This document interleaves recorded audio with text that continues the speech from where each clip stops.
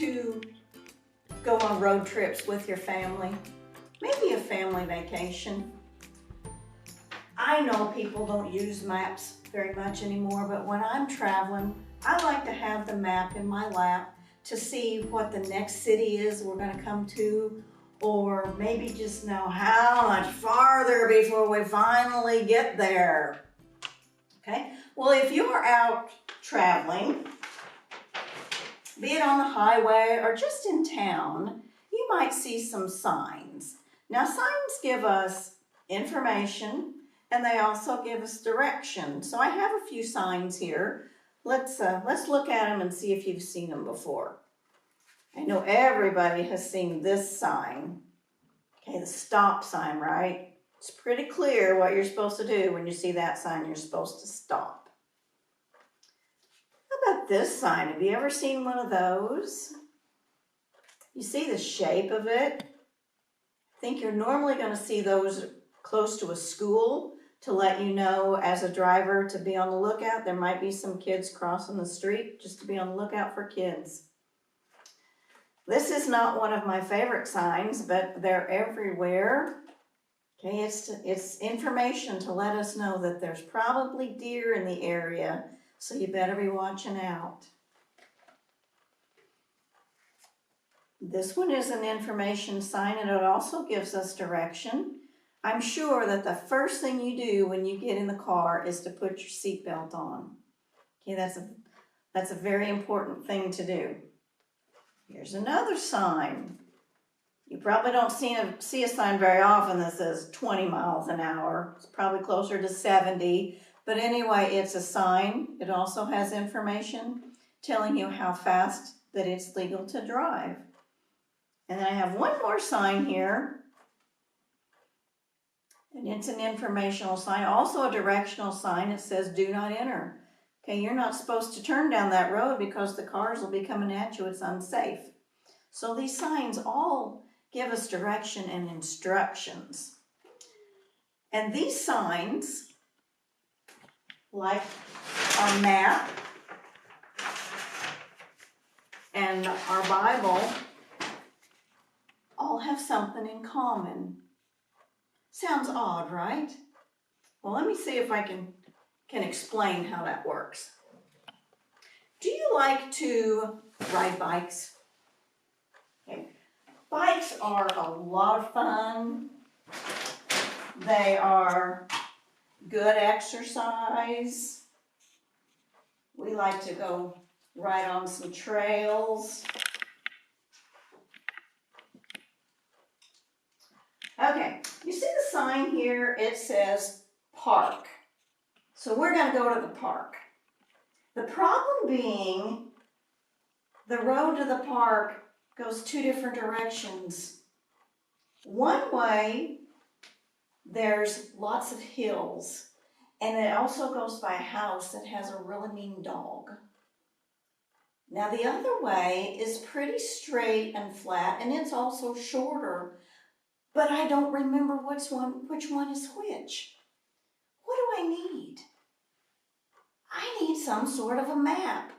Okay, a map just tells you which way to go. Okay, well, the Bible is like that for us. In the Bible, there are all kinds of directions. It tells us how we should treat others, how we should live our lives, what to do when we're afraid. If you've got questions, the Bible has answers, and it's a good place to look.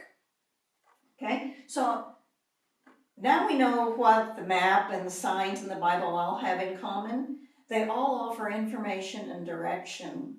So I'm going to give you a couple of circumstances here. Let's say that you are riding your bike on the sidewalk in front of your house, and you get distracted for a second, and all of a sudden, oh no, you just ran over your mom's flowers. What do? You have a choice to make, okay? So we're going to stop right now. We have a choice to make.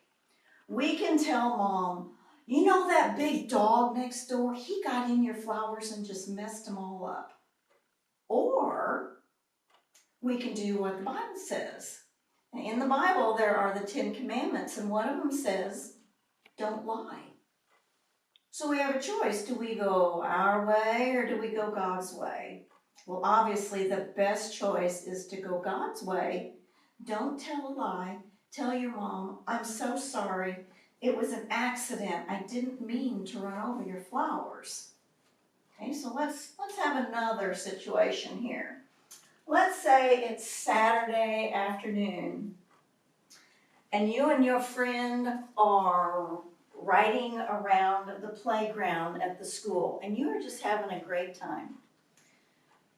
But you look over there and you see your friend Paul. Now Paul looks kind of sad. Okay, so we need to stop again. We have another decision to make. We can just ignore Paul over there. Okay, he can just sit on the swings and not have much fun. But you know what the Bible says? The Bible says to be kind and share. See, Paul doesn't have a bike. So I could let Paul ride my bike around the parking lot, around the playground for a little while. And I would be kind and I would share. He would have a good time. I could have a rest. So I have a choice to make. Do I go my way or do I go God's way? Do I share and be kind? That's obviously the best choice. See, we have choices to make all the time. We can go our way or we can go God's way. The more choices that you make towards God's way, doing how the Bible teaches us to make decisions and to live, you're going to find that your way and God's way seem to be more the same because you are making choices that God would be pleased with and He would be happy with. So the Bible today is our roadmap. It is full of information to help us make decisions. Okay, I want to teach you a Bible verse today. Okay, so get your binoculars out. Get your binoculars, okay? And it's, show me the right path, O Lord. Point out the road for me to follow. Psalm 25:4. Okay, if we ask God to point out the road that we're supposed to go, it'll make our decisions so much easier if we listen to what He has to say for us. Okay, now for our craft today, if you were able to go to the fireworks last night, you might have seen lots of colorful things. Okay, if you'll join me at the craft table, I want to show you what reminded me of the fireworks last night. This reminds me of the fireworks last night. I think it's the bright colors. The official term for this, word for this, is whirligig. And if you're wondering, if you've ever worn a bike helmet, you know why I still have it on. So I'm going to show you, I'm going to give you some instructions on how to make one of these. And when you get done playing with it, I will give you a hint. If you'll stick it in a cup or something, it will keep it from getting smashed because it won't work so well if it gets flat on one side. Okay, you want to start by, I have some colored paper here. You want to cut 8 strips of 1/2 inch paper. Now if you don't have any colored paper, I have a couple of different options for you. You can just take white paper.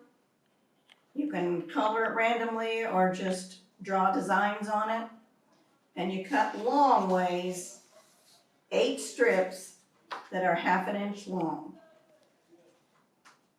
Okay, and then you'll want to take a hole punch, and at the very end, on both ends, you want to make a hole real close to the end. Just be very careful that you don't punch through the side. So you have 8 of these. Then you need to probably take a quarter or a spool of thread. I have a 1 1/4 inch punch. Either way, it'll all work. That you need 4 circles, and you'll want to punch a hole in the very center of the circles. Okay, you're going to need a glue stick. So to start out, you want to take one of your circles And you want to put some glue on there and put one end of one of your strips on there. Okay, and then continue, like put another piece on there. I normally start with 4. Okay, so I put some glue and another one on. And then every time you put on a piece of paper, just put on some more glue. Keep your holes lined up. Okay, I put on another one. Okay, you're going to put on all 8 pieces of paper.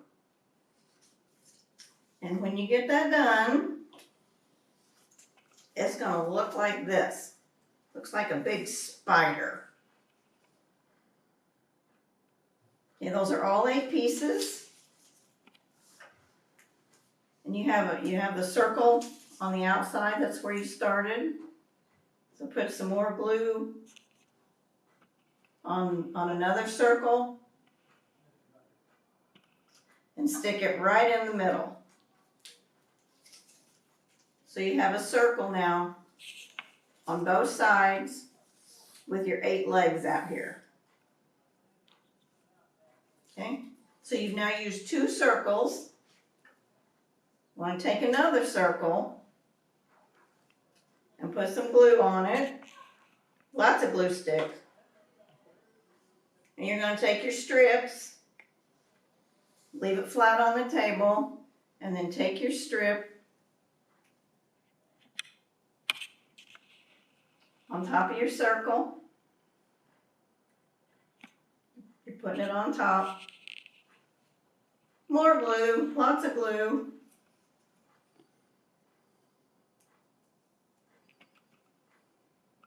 Okay, you just keep sticking those on.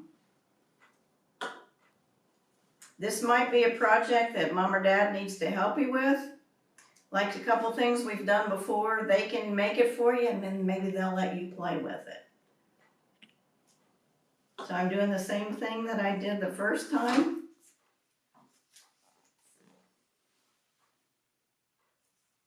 Okay, I'm keeping that hole in the middle.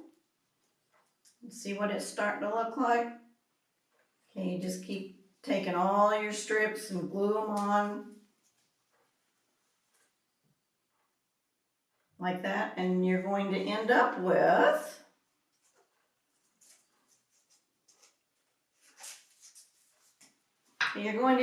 like this. That sort of looks like a beach ball, right? Looks like a beach ball.